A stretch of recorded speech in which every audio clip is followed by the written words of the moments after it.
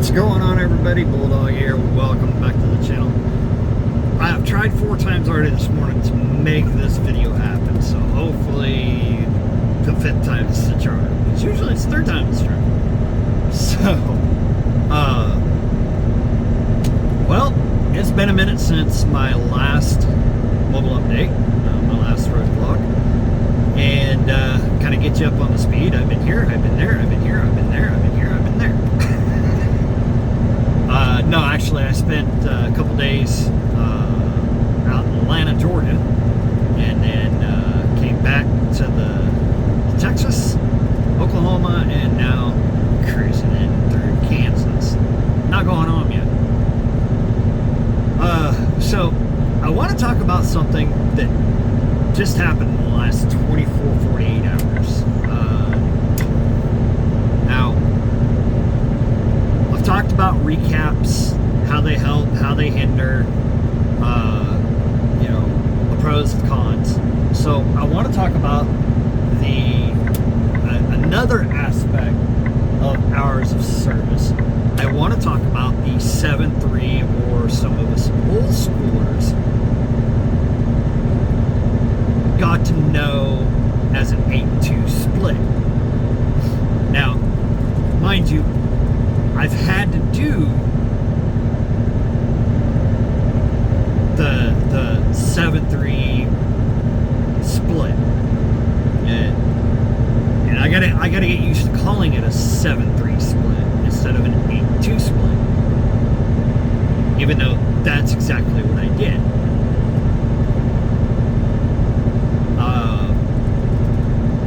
So what it boils down to is Thursday I ran my clock. Hello, Georgia State Trooper in the state. No, that wasn't a Georgia State Trooper. That was a Kansas State Trooper in Georgia colors. Cool. Cool. Very cool. All right. Sorry, scrolled there. But I want to talk about how this in my mind came about. Okay, so I drove from Atlanta, Georgia, and in the greater area to Texas. Ahead of the load, so I had to juggle parking and some stupid stuff about before I could make the delivery.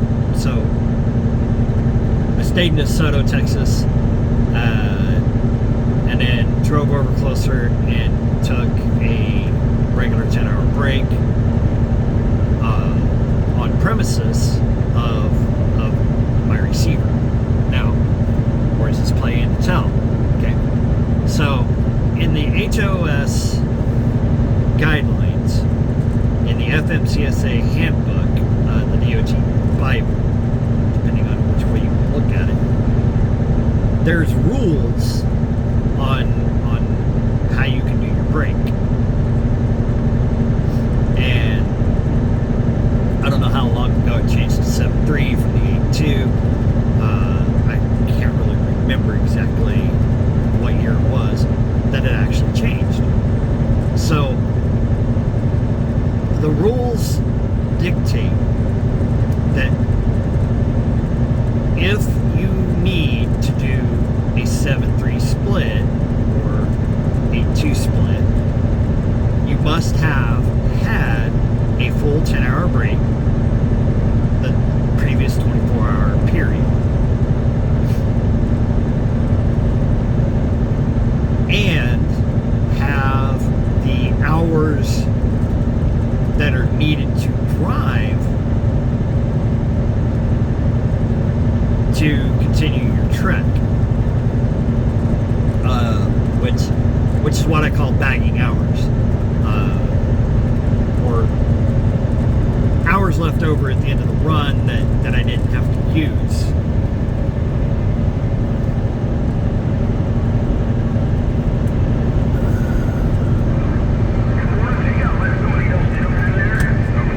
Blank, they're high pressure. You got it when you want it.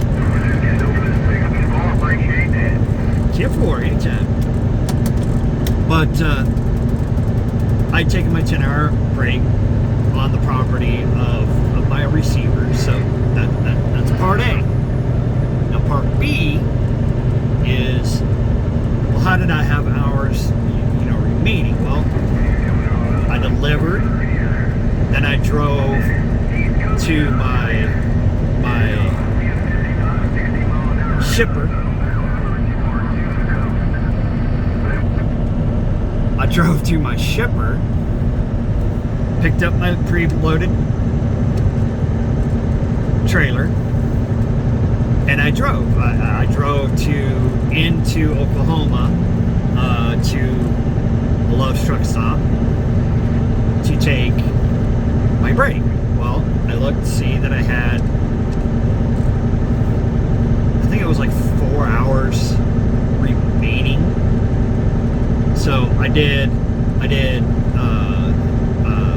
my post-trip inspection, and then went off duty for a little bit, and then I went to sleeperberth. Now my post-trip and my off-duty time was about an hour. So I went to sleeperberth and I think I did right at 8 hours. For me to have hours to drive to my receiver in Oklahoma at Walmart Distribution Center. So, now mind you, I had 4 hours. I knew I was within an hour and 15 minutes to an hour and a half away from the Walmart Distribution Center that I just delivered to this morning.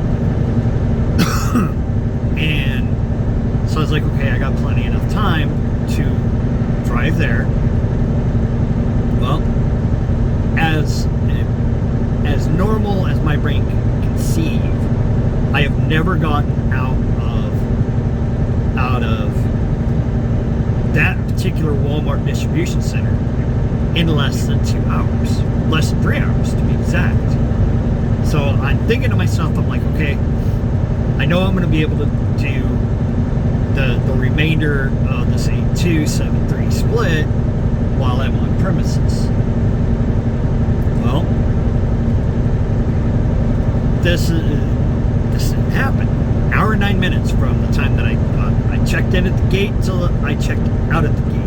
1 hour, 9 minutes. Well, what is that? Probably scratching your head. Didn't that screw up your 8-2 split? Well, no, it didn't screw up my 8-2 split because of what's called personal conveyance. Personal conveyance is a duty status that you can use to maneuver from the where I was at to a safe place to park. So after reading the fine lines, me doing my 8-hour sleeperberth only needed to do 2 hours of off-duty time. So less than a mile and a half away, I PC to a little truck stop, and I sit there for another 45 minutes to an hour. Now, it's my 2-hour break, gives me a full 11-hour shift. Well, how does that happen? You're probably wondering. Well, it's just like if I took a full 10-hour break, no driving, no on-duty time, a full consecutive 10-hour break, but with exception. The exception was I did 8 hours in the sleeper. I did my job. I took a 2-hour rest break afterwards, and then picked up my time to where now I can further myself to my next shipper, which takes me to my next receiver, to my next shipper, to my final receiver before going home for Thanksgiving. Now, can I do that process again? No. I cannot do another 8-2 split, 7-3 split, whatever you want to call it. I have to tonight, when I'm done driving, I have to take another consecutive 10-hour break. What is that 10-hour break entail? Going to the truck stop, ending my shift, going to bed, getting rest, getting up 10 hours later, and doing it all over again. Okay, so that is a 7-3-8-2 split. Federal Motor Carriers Safety Administration incurred this or changed the rule. I believe it was 3 years ago when I took retirement because of COVID. Everybody knows the backstory of why I got off the road. Put that out there. So I did what I'm allowed to, and it is in the FMCSA handbook. You can look it up. I don't remember the pages or the page where it has all the context, the paragraphing, the wording, and it's in like 393.8 something paragraph sub paragraph blah blah blah. Okay, so that right there in a nutshell is how to do a proper 7-3-8-2 split.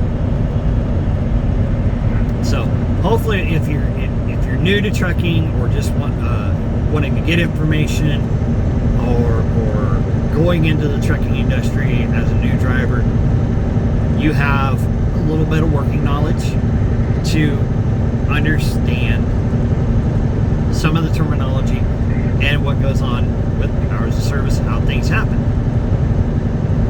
So with that being said, I would end the video right here, but I'm not going to. I'm going to get around this car, the second vehicle. And now I'm going to start slowing down. So I'm getting off in Wichita, Kansas.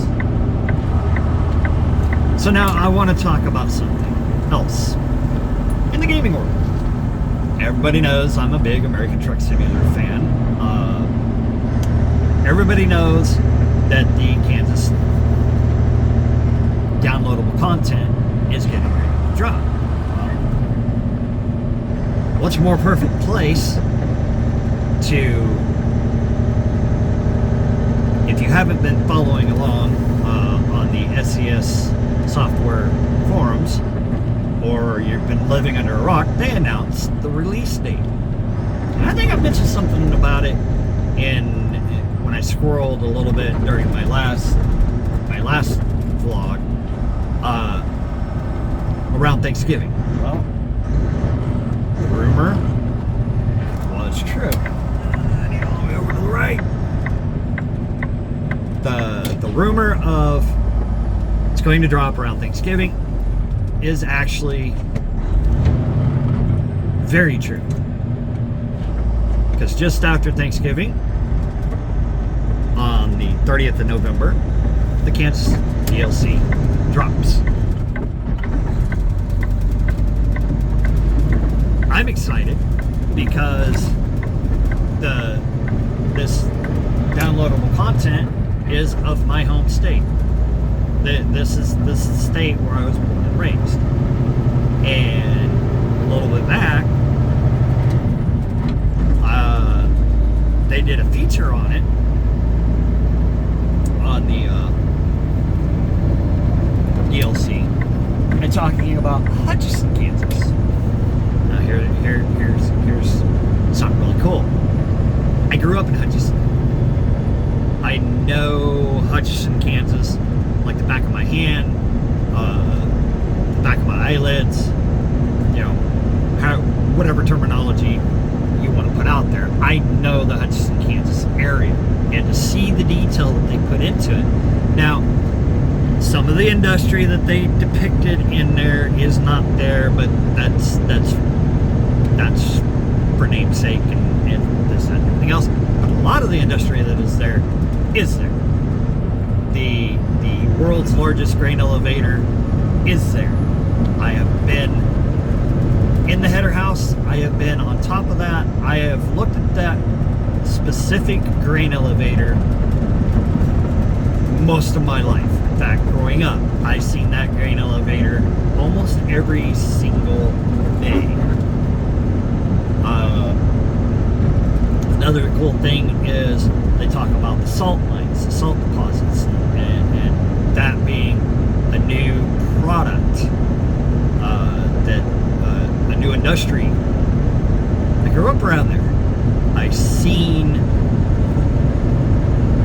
they modeled it the best they could, and it's not a one-to-one scale, but they modeled it the best that they could, and I'm stoked.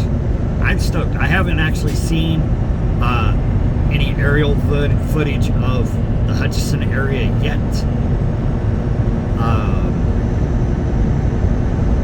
But I'm stoked. Now, being that, and I've already told you all this in the beginning of these road vlogs, that no, there won't be any American Truck Simulator content except for when DLC drops. And that's only if I can afford to pick it up.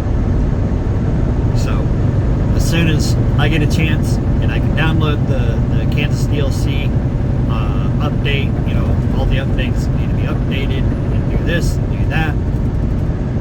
We're gonna plop ourselves right there in Kansas, right here in Kansas. That's her song. Right somewhere in Kansas, and we're gonna run around Kansas because obviously this is the state I grew up in. I know a lot about it. I know a lot about its history. I'm part of its history. No matter how you look at it, I'm part of Kansas' history. Anything that has happened after the year that I was born to today, yesterday was history. So anything that has happened in the state of Kansas, I am part of it. From the year I was born to yesterday, tomorrow, whatever, I am part of Kansas history. I will always be part of Kansas history. People don't really look at it that way, but I do. Anything that changes, anything that happens, I'm a Kansas resident. It's part of my history. It's part of my life.